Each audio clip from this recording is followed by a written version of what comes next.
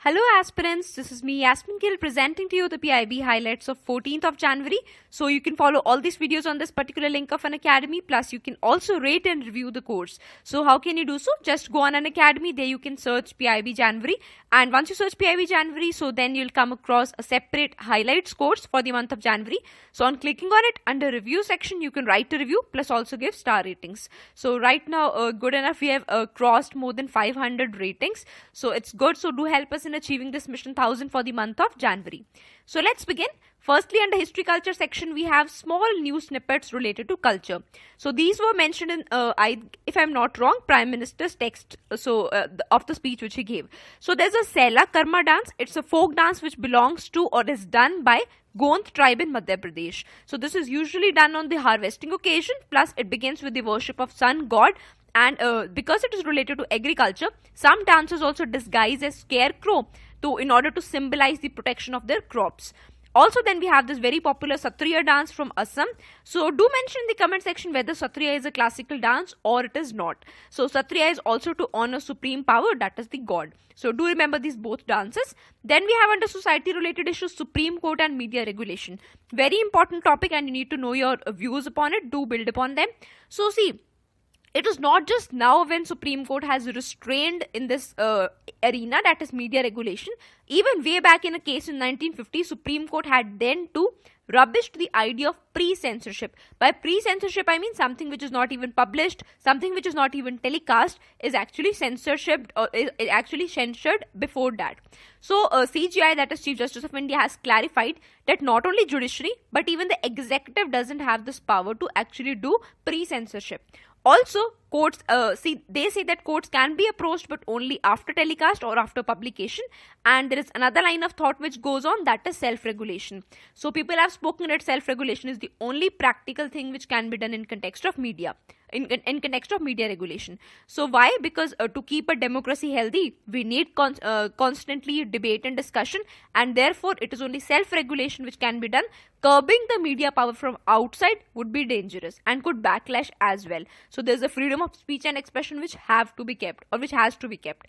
So self-regulation is something which is supported by both central government as well as the News Broadcasters Association. Also, Supreme Court has said that in case the media breaches this particular trust of self-regulation which is laid upon it, there are various mechanisms that can be followed. So initially there can be an internal mechanisms for, by example, the internal self-regulating body, that is News Broadcasters Association. Even that is not done, then at the next level industry bodies can exert pressure. So there are various domains rather than curbing on the media's freedom of speech and expression. Also, Government of India have also said that it is also monitoring 1500 news channels right now in real time. So in that context, do mention of views whether a media should be self-regulated or should be regulated by some independent regulatory authority. Next, we have Aakhri Ahuti initiative, a very noble initiative to be done by Indigo Airlines. So what they'll be doing is, they'll be carrying the mortal human remains of dead people of northeastern states free of charge. So see, earlier, people who used to die from northeast in various other states where they were working or say they were staying there, so due to financial constraints, they were unable to take the dead body back. But now, because of this wonderful initiative by Indigo Airlines, this can be done back. This can be taken back. Next, Cho Ramaswamy. So I'm sure you must have heard about this name. So recently this great personality, he died. So I think thereby you could have heard about this name. Now we are doing it again. Why? Because he was the author of a very famous magazine, that is Tughlaq, if I'm not pronouncing it wrong. So there was recently anniversary celebrations of this particular magazine, and even Prime Minister have spoken about Cho Ramaswamy on this occasion. So let's know about him. Originally was known as Srinivas Iyer, was a very multi-talented personality, but he was mostly known for his political satires and journalism field. So there's a wrong spelling here, it's actually field. Also, he belonged to Tamil Nadu and was nominated to Rajya Sabha as well. So he was a Rajya Sabha MP as well. In journalism field, he had also won the B.D. Goenka Award, a very popular award, and also he titled his memoir, or his, you may call it biography, as, this is the particular name given, which actually translates to experiences given by fortune. This was because he considered himself very lucky. So that is about Cho Ramaswamy. Next, we come under political governance to LG versus CM issue. We have been covering it in since past 2 days also. Very important. So these are very useful insights where you might be able to answer the question regarding to what is the role of an LG in a Indian democracy. So see, right now our constitution has drawn proper red lines, right? So we did this yesterday too. So in that context, there is an active and executive role which is given to prime minister and chief ministers, while merely an overlooking sort of role has been given to president, governor and lieutenant governor. And if you compare lieutenant governor and governor, the office of lieutenant governor is comparatively more conservative as compared to the governor's office. But overall, so is LG a mere rubber stamp, or do it has some positive role to play in India's democracy? So in that context, in this article by Indian Express, the author mentions that there is indeed a very, very positive role, and these are all very good points. Firstly, he is very important link for cooperative federalism to work. Next, the LG or even the governor, they can via their genuine, or I would say genius apolitical interventions, bring about good changes in the federal system. How?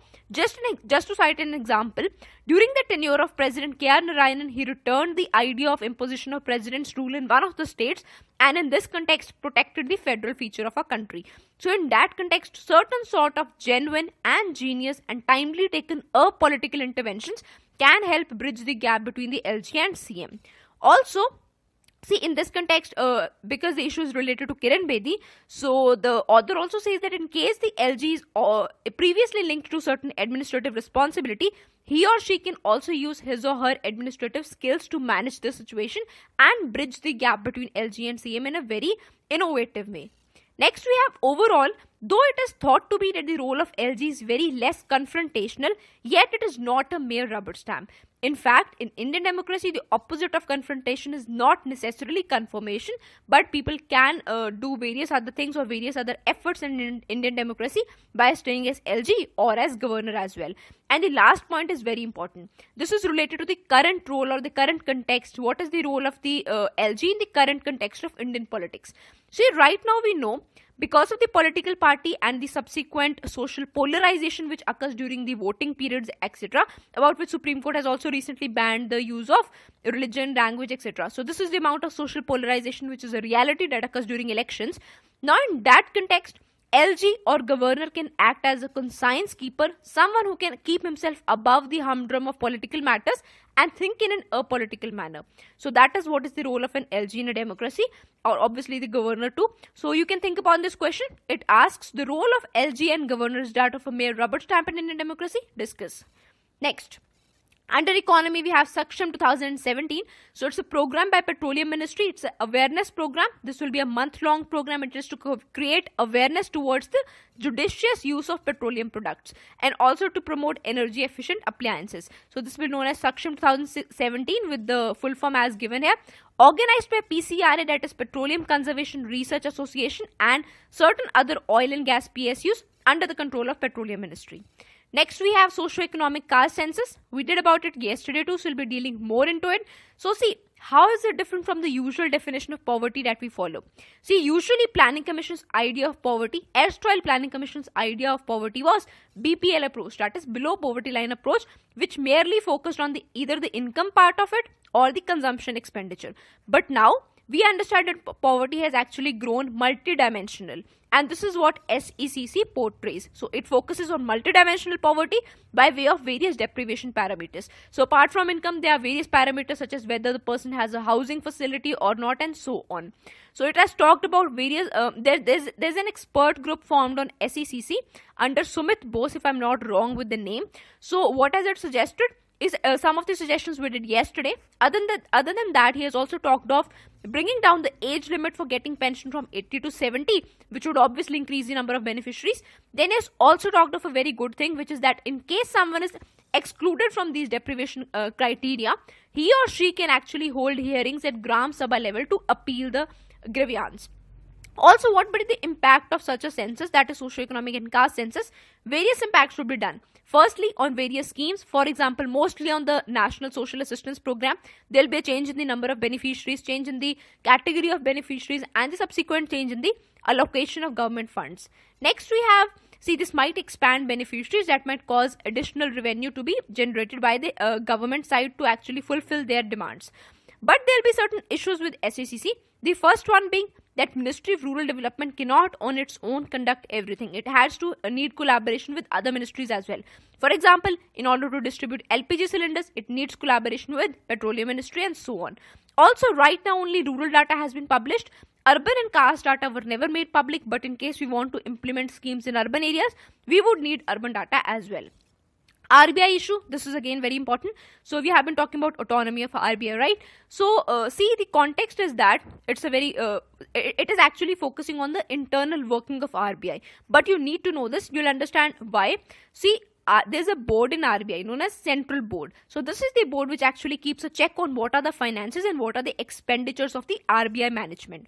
So in context, when demonetization was done, it was the primary prerogative of the RBI Central Board to decide upon whether the demonetization should be done or not, whether the cost benefit analysis to RBI will help or it will go against RBI's cost benefit analysis to do demonetization.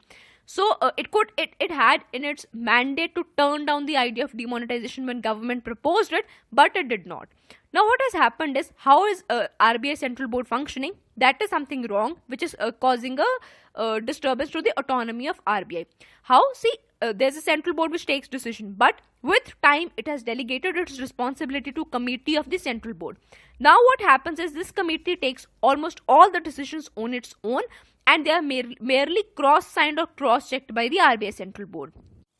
So in that context, there is no check on the RBI management, and the spirit of collective decision making has almost gone down, and the committee the committee which is delegated the responsibility, it has no accountability. So what can be done on from here to bring back the autonomy and transparency in RBI is, see, the functioning of this particular committee as well as the board can be made public. So the board meetings, the board agenda can be made public. How this will help? Because public will then have a scrutiny over the RBI Central Board functioning as well as the RBI committee, whichever the committee's name is. The public scrutiny will help RBI in bringing up transparency, and this transparency will in effect bring in autonomy. How?